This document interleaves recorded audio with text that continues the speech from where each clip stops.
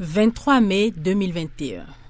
Sous le regard du peuple béninois, une nouvelle page de l'histoire politique du pays s'écrit. Au stade Charles de Gaulle de Porto Novo, l'instant est solennel. Patrice Talon prête serment devant les sages de la Cour constitutionnelle. Devant Dieu, les mânes des ancêtres, la nation et devant le peuple. Un acte républicain qui consacre la légitimité de son mandat. La Constitution a prévu que ce soit le président de la Cour constitutionnelle qui reçoive le serment du président de la République élu.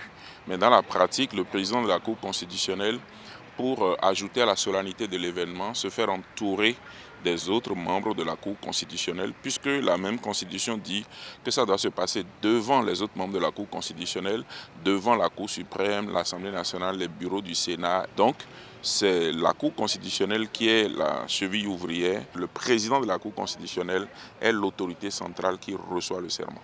La Cour constitutionnelle, en assurant, n'est-ce pas, la réception de cette prestation de serment, assure que la régularité, non seulement de l'intégralité de la formule, qui est d'ailleurs à l'alinéa 1 de l'article 53, soit respectée.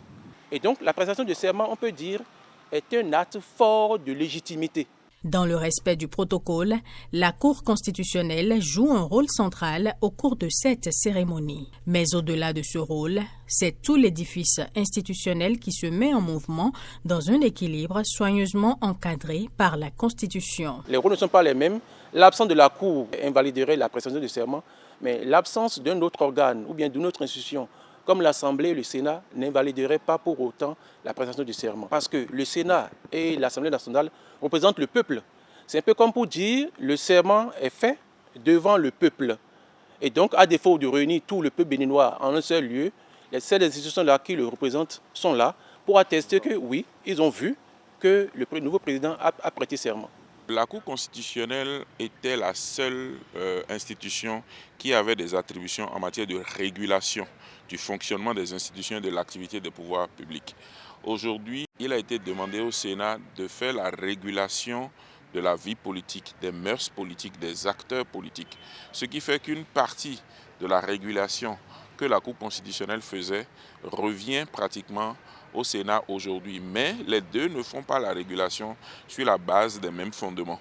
Le Sénat fait de la régulation sur la base des mœurs politiques, des comportements des acteurs politiques. Alors que la Cour constitutionnelle, qui a gardé une partie de sa fonction de régulation, fait cette régulation sur la base du droit constitutionnel. Au Bénin, la prestation de serment n'est pas une simple formalité. C'est le moment où la démocratie prend corps, sous le regard de la Cour constitutionnelle, gardienne de la Constitution et garante de la légitimité républicaine.